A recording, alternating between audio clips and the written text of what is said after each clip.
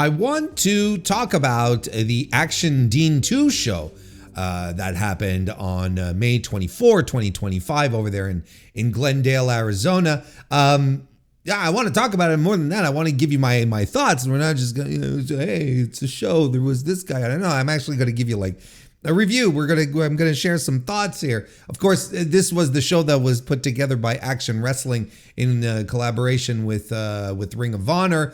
The second tribute show to Dean Rasmussen. This was set up to be a free show outdoors at the Water Dance Plaza. So it seems to be like some kind of, square where there's restaurants. Look, I know next to nothing about Glendale, Arizona, so you're gonna have to forgive me. I'm just basing myself off of what it looked like, with the big.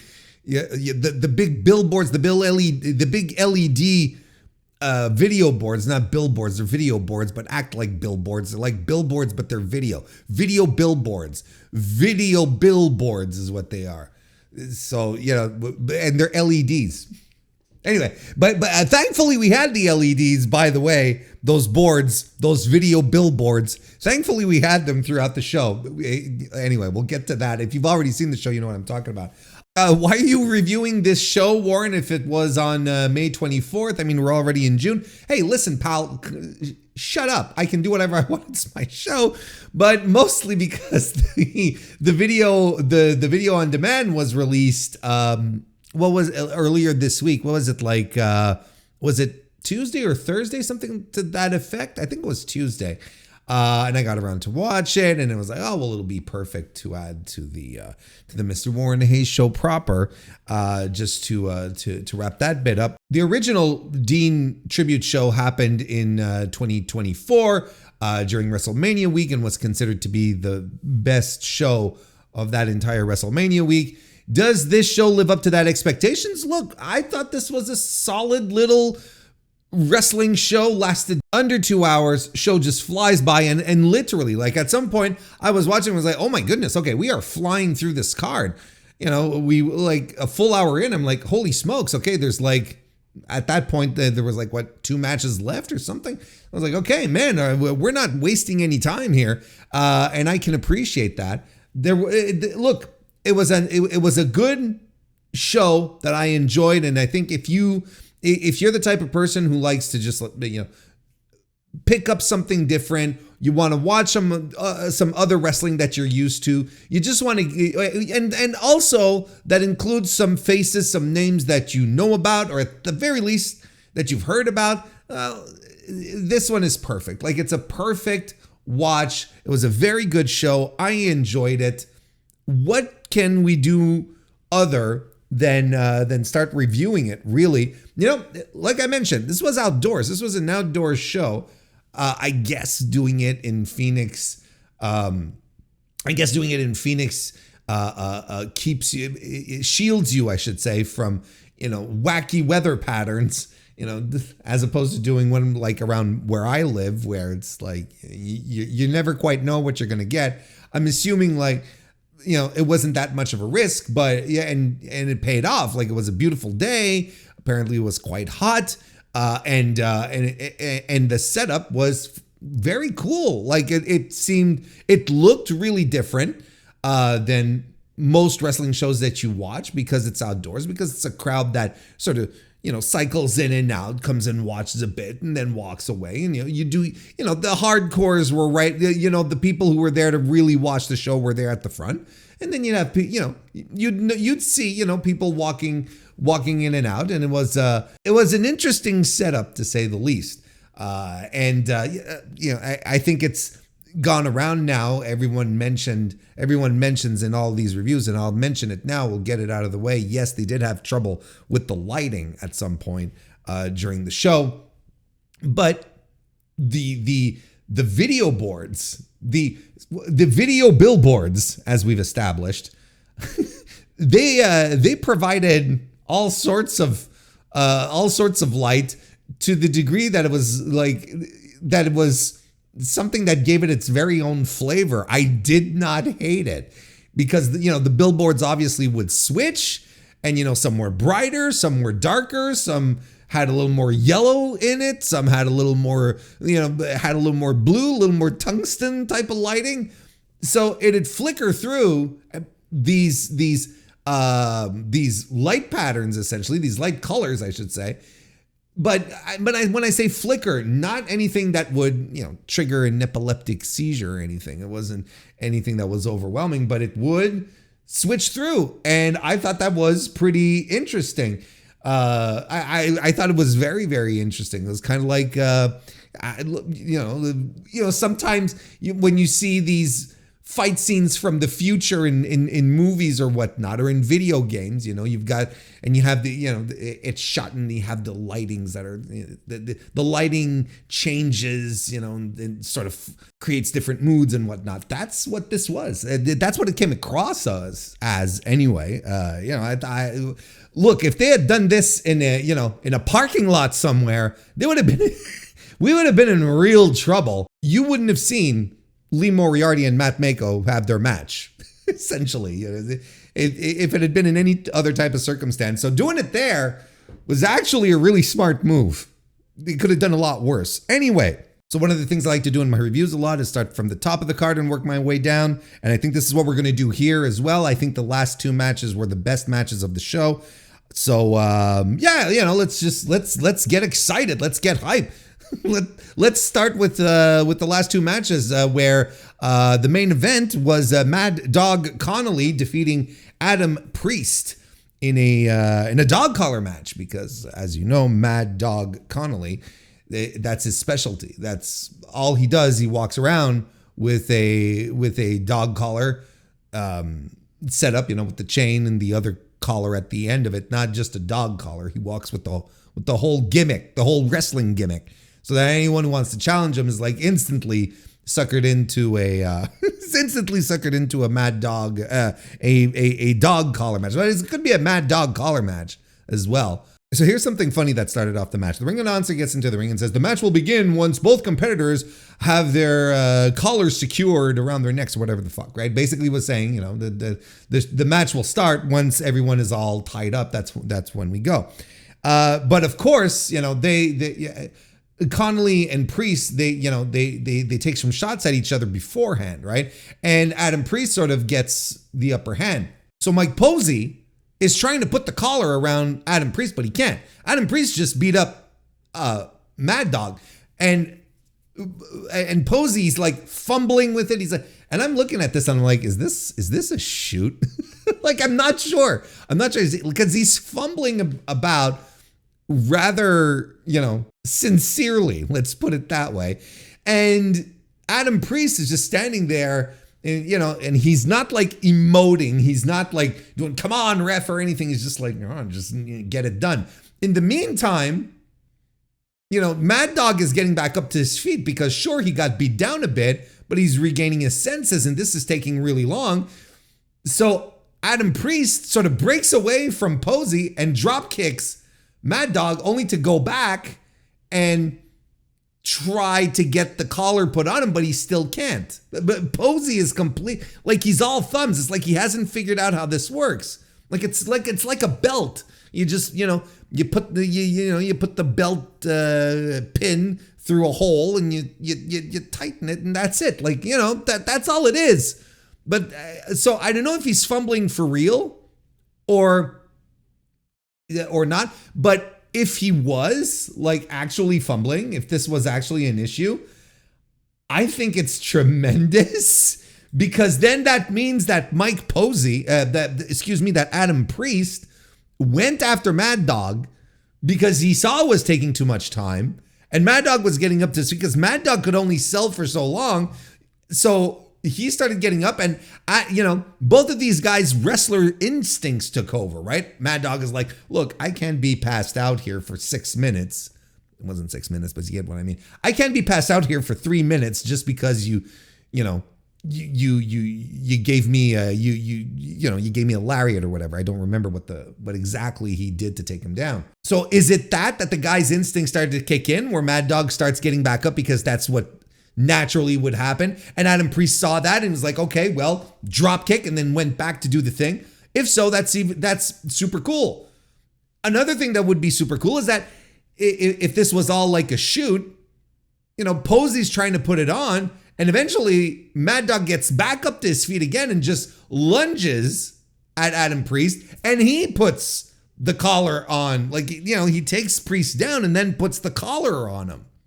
Mad Dog does it. And then the match starts. So if Posey was truly having a hard time trying to put on a fucking dog collar on Adam Priest, and these guys were playing into it this way, that they were letting their wrestler instincts take over, basically, where it's like, look, the script is not working. The thing that's supposed to happen is not happening. Let's just go ahead and do our own thing. Let's make this look natural in another way. Well, then that's great instincts by both Priest and Mad Dog, especially Mad Dog at the end. If he's like, fuck this shit, it's taking forever, lunge, I'll do it myself. He shoves the referee out, I'll do it. And he does it, and he locks him. But am I getting worked? It could be. It could be all an elaborate work. If so, Mike Posey looks like a dope Mike Posey looks like a dope in both situations. Only the only difference is that one of these two situations, Mike Posey was in kayfabe and the other he's not. So he doesn't look as bad if he's in the kayfabe position where bumbling referee cannot attach the dog collar. But if he's in the position of, bumbling referee cannot put the dog collar on the wrestler in a shoot capacity, well, then that's probably a worse look. That's probably worse, right? But I thought that was funny. I thought that was pretty good. And look, I mean, it's a fight. It's brutal. Is it the most violent dog collar match that I have ever seen? No, it's not. But it was a lot of fun. It was physical. It was a brawl. They spent a lot of time on the floor, which was tremendous. With both guys using the chain for leverage in some really fun ways. Mad Dog gets so brutal on Priest that Priest blades. So he has some color here to warm up this main event that was already pretty hot. Go into the ring. Adam Priest does a pile driver after dragging Mad Dog back in. Adam Priest has with him a corrective dog collar. I think, well, that's what they were calling them. It's one of these dog collars that has prongs that, sort of apply pressure on the dog's neck. I think it's like look, I don't know exactly how they use it. I don't know exactly what they're for. I wouldn't use it on my dog personally. But we're not turning into a PETA podcast here. But nonetheless, he had one of those, and because he was sitting with his Rottweiler in a promo earlier, and he showed off that his dog had this collar here. Beautiful dog he has, by the way. And he uses it on Mad Dog Connolly, on the face. I'm like, oh Christ, this is kind of okay. Like that's kind of nasty. I mentioned this because this will come into play for the finish, and he's reaching out to audience members so that they'll keep him from getting back into the ring. He's holding on to their arms, and they're pulling back, but of course that doesn't work out. Mad Dog wraps the corrective dog collar around Priest's neck, and then proceeds to strangle him over the top or the second rope, something like that, and basically the ref stops the match because it's too gruesome. It's too gruesome. Good finish. I like the finish. I like this match a lot. I gave it 3 3/4 stars. I thought it was a lot of fun. I really, really thought it was a lot of fun. A great pace, like a really, really great fast-paced match. But if you're thinking about this being, this satisfying, bloody, violent dog collar match, well, this ain't what it is. There's a little blood. Don't get me wrong. Adam Priest did bleed. He's not, Not not a great bleeder, but nonetheless, there was some color in the match. These are two guys right now whose stock is just rising all the time. Adam Priest has been at this for quite a while, right? He's no spring chicken when it comes to pro wrestling. He's been doing this quite a while. Got a huge endorsement by Bryan Danielson, who cut a promo. We'll talk about it in a second. He cut a promo before the match started, came to the ring and put over Adam Priest as the best wrestler on the U.S. Indies right now, which is a hell of an endorsement. A lot of people agree as well. I think he's absolutely tremendous. And when I think about it, because you hear someone say, "Oh, it's the best. He's the best, or she's the best professional wrestler," or whatever. Instantly you're like, okay. Let me think about that. And then you think about it and you're like, I can't make a compelling argument for anyone that is a better professional wrestler who is currently unsigned, still officially on the indies, than Adam Priest. I'm trying to think. I mean, maybe you listening right now, you're screaming into your phones at me. You're saying, "This guy, Warren," but it's like Adam Priest is tremendous. And Mad Dog Connolly is as well, on a completely different level, where Mad Dog is more like he's more of a Bruiser Brody type. We're not talking he's not a technical expert.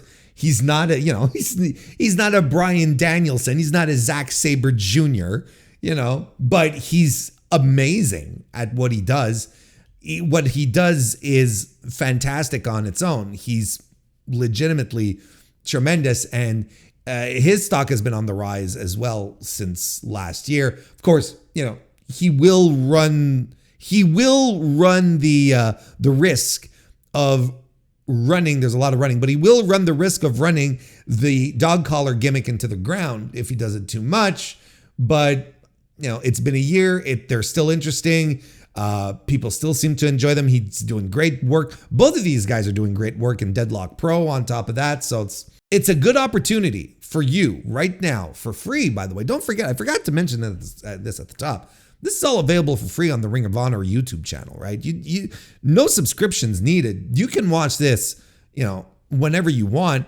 So if you want to see two guys who currently have whose stock is extremely high right now, doing it out there on the indies, go right ahead. I don't think Adam Priest is going to be unsigned for very long. I can't see it. From back when he started to now, he's polished off everything. Like, not only his in-ring has improved tremendously, like he truly is a total package wrestler, but his persona, his character, how he presents himself, his confidence, you saw it in the promo that he recorded. He's just on a completely other level than what he used to be. He is so good. He's not going to stay unsigned for long. And Mad Dog, I think, like, if anything, catch the wave. I'm sure a lot of you hear about Mad Dog Connolly. Well, there you go. Go right in. Again, maybe not Mad Dog's craziest dog collar match. I think the Dean one from last year is better. In fact, I know it was. But this was very good nonetheless. Don't let that deter you. You're sort of like, picking between your two favorite types of chocolate here and whatever. So, it's not that big a deal. I gave this 3 3/4 stars. Did I say that? Did I say that out loud? I'll say it again. 3 3/4 stars. Good match. Good main event. Next, we had the 10-man Cibernetico match featuring a bevy of luchadors. But yeah, it turned out it was a 10-man tag team Cibernetico, which is fine. It was all right. And look, this was really good and ran the gamut of a bunch of great luchadors, old and new, essentially. I think mostly what it boils down to was how good of a sample this was to to show like going from, you know, the freshest faced newcomers like Zelwa and Neon to all the way to, you know, some of the standards, you know, some of the like Virus or of course Blue Panther, right? And you had a whole gamut of wrestlers in between who were absolutely tremendous. And look, this was fantastic. This was right up my alley. Instead of like breaking down action and stuff, I wrote down like a couple of highlights and such as the you know, one of the early exchanges in the match was between Blue Panther and Zelwa. Now, Zelwa is like, he's like a 21-year-old. Off the top of my head, I can't remember his age, but he's, you know, another one of these super stupid young kids who's super talented at pro wrestling. He's starting off, and his name is really starting to build. He's a CMLL wrestler, and it's really starting to build. And here he is wrestling, you know, a maestro, a master, a top guy, you know, 64-year-old Blue Panther, right? So you really have the future versus, you know, the past to a degree. You have that's exactly, you know, that the composition of the match, essentially, of who was in the match was basically reflected here. You literally have two completely different generation of pro wrestlers. So I was like, this is kind of nice. So that was kind of nice to start off. I enjoyed that. And, you know, 64 years old, Blue Panther can still do things that a lot of guys 15 years younger than him can't even dream of doing. Like, he's legit. Like, I'm not trying to tell you here that he's this dynamo, but the stuff that he does for a 64-year-old guy is phenomenal. There was a fun exchange with Dr. Cerebro and Virus as well. Hologram got some good shine here using Euphoria as a base. That was a lot of fun. And then we started doing eliminations. I think it was Virus who got the first one, getting rid of Zelwa. Averno was absolutely a highlight here, but that's what he's always been tremendous at. Of course, Averno is probably Mystico's most celebrated rival. You know, the guy who the Rudo that really helped elevate Mystico the Technico to godlike status, and that's what he was doing here as well, doing some really great stuff. Blue Panther, he was amazing throughout. He lasted the entire match, actually. And then finally we had our final four. On the Technico side, we had Blue Panther and Hologram. On the Rudos, it was Volador Jr. and Averno.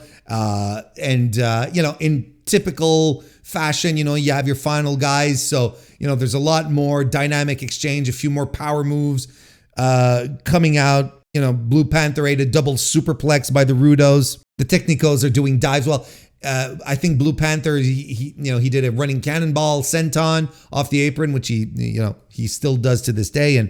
And Hologram was just electric with his dives. I don't know what was going on here. And then Blue Panther and Hologram get simultaneous pins or finishes on the Rudos to get the win. So there you go. The Rudos, and then finally Blue Panther and Hologram get simultaneous finishes on the Rudos. So there you go. The winners, the Technicos, represented by Blue Panther and Hologram. That was tremendous. I look, it's 4 stars. I like this a lot. I thought it was a great match. I think it was a great Cybernetico. Look, you know, if you listen to the MrWarrenHayes show, come on stream and stuff, I often talk about CMLL, and I know a lot of people are into it or don't know exactly who I'm talking about. I think there's more and more people, but yeah, if they're, you know, first of all, there's probably a couple of names that I dropped in this review, this part of the review here, where you're like, oh, I've heard you mention this name before, so on and so forth. So yeah, probably. But I think like this is a good match to get acquainted with some of the very best luchadors out there. Some legitimately tremendous, great luchadors also some up and comers like Zellua, like Neon. We'll throw hologram in that as well. It's a kind of like a what was it called? The sampler. What was the thing? The Wilson sampler. What was that called? You know what I'm talking about? The one that had all the candies. Not Werther's, Wilkinson's, Wilson sampler. What was it called? Whitman sampler is what I'm talking. It was a Whitman slampler. Sure. It was a Whitman sampler of professional wrestling, of lucha libre even. Yeah, this was a lot of fun. Dynamic, a blast. Just a blast and a great match to have outdoors too. You know what I mean? And it all sort of came together. It was great.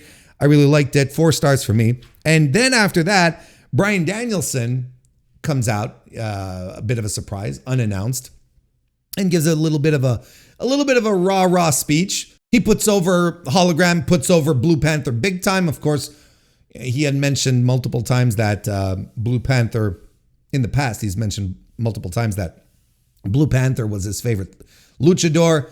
And he said it again a couple of times, made sure we understood that he was the man. Put over the DVR writers like Dean and big time independent wrestling as well. He put that over, talking to an audience, said, people are here with their families and you guys, you're here with your kids. Are you having a good time? And they go, wee, it's like, a nice little appearance by Danielson that I feel sort of makes all of this feel very complete. Danielson, very much likely a big time lurker on the DVR boards. So, probably felt a little attachment, wanted to do this. And as I mentioned previously, put Adam Priest over big time. Said he is the best independent professional wrestler ever. And he says, look, I'm going to go back there. I'm going to peek through the curtain. I'm going to look at Mad Dog Connolly. I've never seen him wrestle before.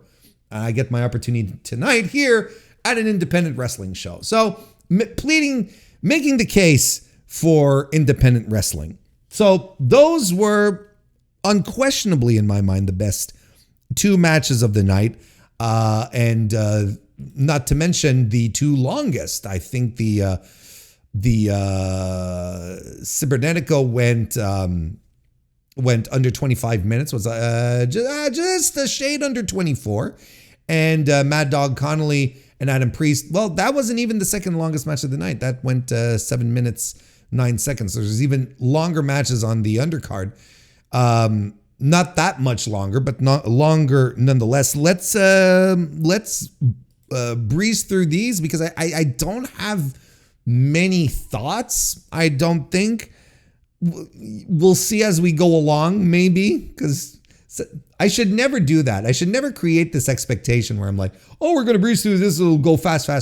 This is Warren Hayes. I should know myself better than just assuming that everything is just going to be, oh yeah, clickety clack. Let's finish. Let's just like scoot through this all because it's like I'm likely not going to go fast. Probably, even though I don't have many thoughts, I'll probably have a lot to say. Let's go to it. Lee Moriarty successfully retained the Ring of Honor Pure Championship against Matt Mako.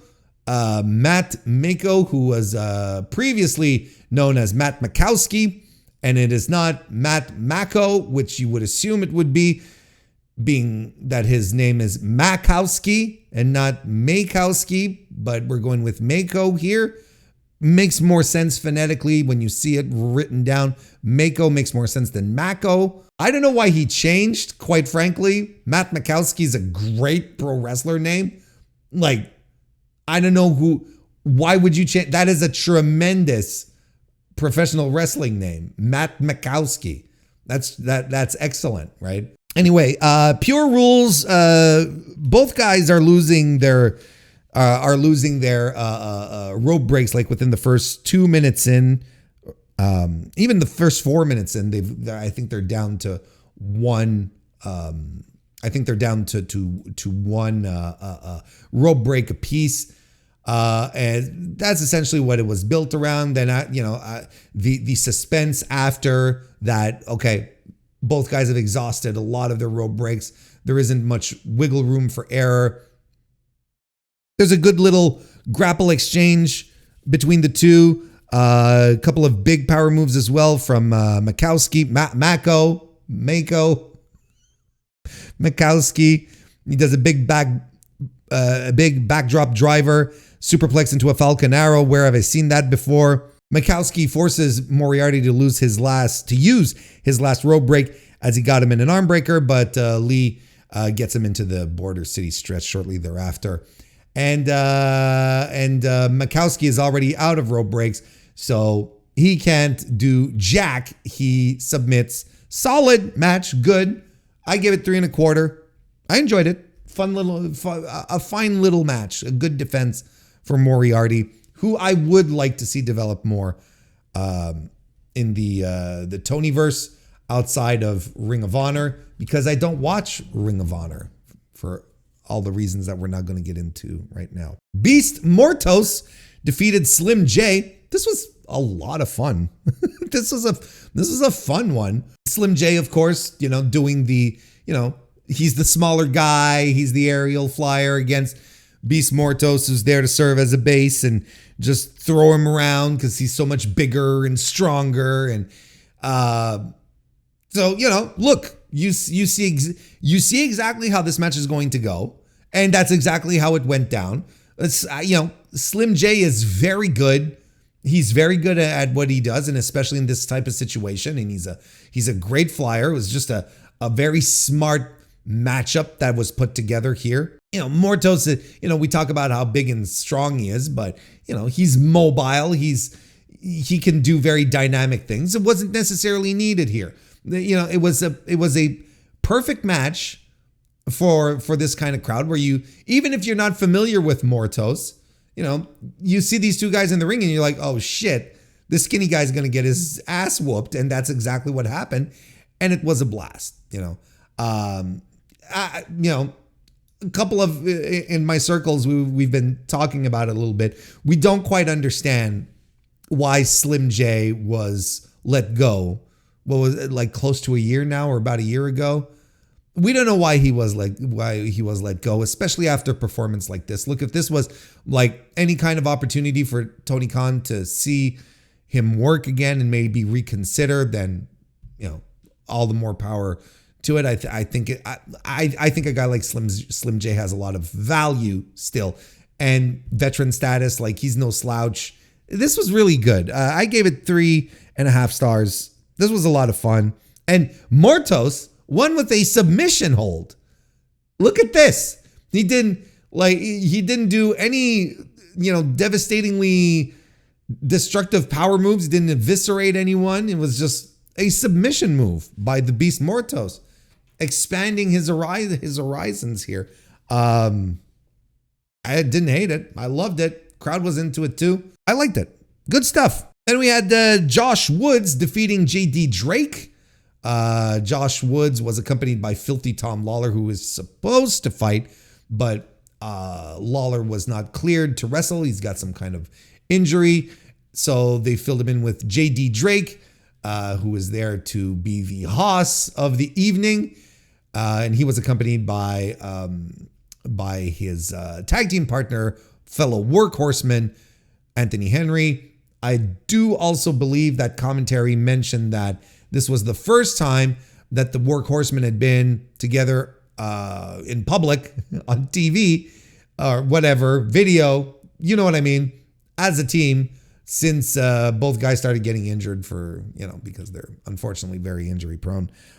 This was fine. I liked it. Good enough match. I think JD Drake is, I think he can be more explosive and exciting than this.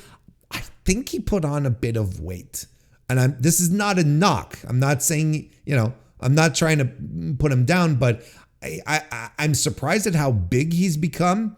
It seems to me he wasn't that big a year ago. And again, I'm in no position to be telling people, they're fat or they should lose weight. I'm just stating something like, it struck me today. And I don't know if I don't know if this new size that he has, if my theory is correct by any stretch here, I don't know if this new size that he has is hindering his overall mobility and his explosiveness, because he didn't quite feel like it didn't quite feel like he usually wrestles. But then again, Josh Woods did a complete, buffet of the Josh Woods style. So he was very good here. The match was also very short, like under 7 minutes. So, I'm also curbing everything that I'm saying here by just reason and logic, where I'm like, well, how much could we go in here and how much diversity could we have here in the match if we're under 7 minutes and the idea is for Josh Woods to go over? Well, mission accomplished. It was successful. I'm just I don't know. I was kind of surprised here at JD's performance is what I'm saying. Maybe I'm reading too much into it. It's just a time situation, which is absolutely possible as well.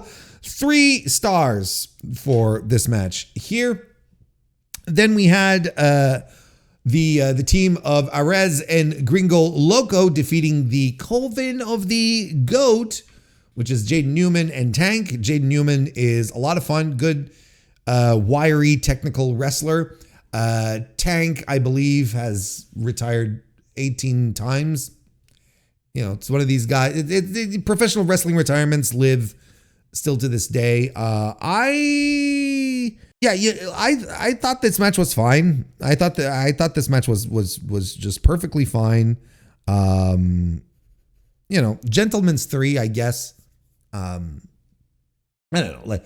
Tank is, Tank's a deathmatch guy, which is all right. I'm not, and he's also up there in age, and his body is in the shape that it is as well. And I don't mean like the actual shape. I mean physical state, So he's got no mobility. He can't move around. Like at some point he's doing this one thing where he's running from corner to corner, or he has a little sequence where he's running, and after that he is completely gassed. I'm like, oh my God, And Arez looked good. Gringo Loco looked good, but they really didn't have the opponents allowing for a lot of the creativity to come through. Arez does a couple of his, his crazy, amazing spots. A couple of things are like, holy shit. And he wins by doing his leg trap made in Japan on Newman. Got the win there. Gentleman's 3 on this one. Because I thought, I thought Arez, Loco, and Newman, they all worked well. They did what they had to do.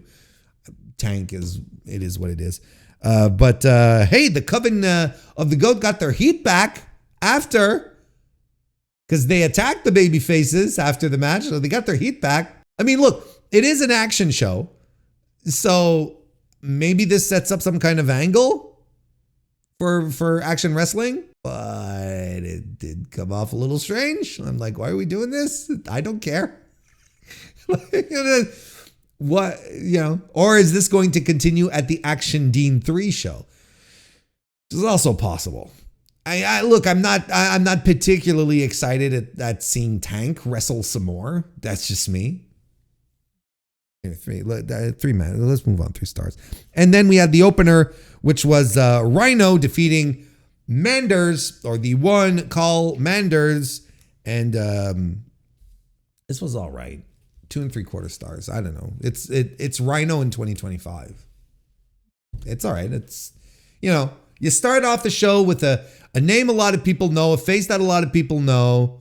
They're like, hey, wasn't he on the WWE? That's fine. It's all right. Nothing spectacular. It's basically Manders doing an extended heel control, portion segment, and then Rhino hits the gore and we're done. So there you go. That's that. It's the opener and it's Rhino. What do you want from me? 2 3/4 stars. And that's the action show. That's Action Dean 2. More than just the action show. Why am I struggling with this? at the very end. Action Dean 2 by Action Wrestling in collaboration with Ring of Honor. You can watch it for free on the Ring of Honor channel right now. Look, you like pro wrestling? Go ahead. Here are my highlights. The main event and the Cibernetico are a lot of fun. If you have time, go. Like, they're not must-see matches, but they're fun. You won't be bored. If you want to see in the main event two guys whose stock is incredibly high right now on the independent scene that have a lot of buzz around them both, go check that out. Go take a look at these guys. If you want to see a fun Cibernetico, even if you're not familiar with them, with what they are, what they look like, you have a great example here on this show with a nice buffet of great luchadors of a couple of generations, but no slouches, no one not working hard. Everyone had a good time and a good show overall. Just watch the whole thing, really. There's nothing that I'm not going to not recommend this show. It was good. And just a breeze to watch, a lot of fun to watch. Good job. Can't wait to see Can't wait to see Dean 3, which is going to be happening later this year. So there you go. Action Dean 2. That's the review.